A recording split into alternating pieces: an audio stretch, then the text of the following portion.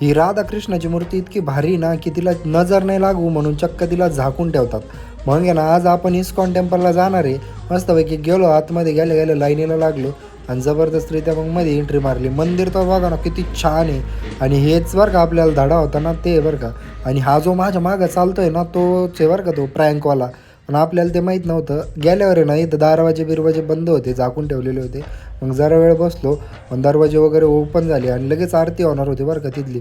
आरती बिरती चालू झाली. मूर्ती बघा ना, खरंच हिला इतकी छान मूर्ती मी माझ्या आयुष्यात कधीच बघितली नव्हती. हिला नजर लागायची खरंच शक्यता आहे आणि त्यामुळे ते ना झाकून ठेवतात. मग आरती झाल्यावर आहे ना तिथं प्रसादाच्या ऐवजी फुलं वगैरे वाटतात, फुलं वगैरे घ्यायचे.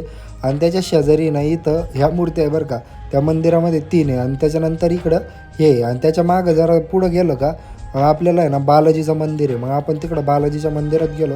मस्तपैकी बालाजीची मूर्ती बिर्ती एकदम जबरदस्त होती. दर्शन वगैरे केलं.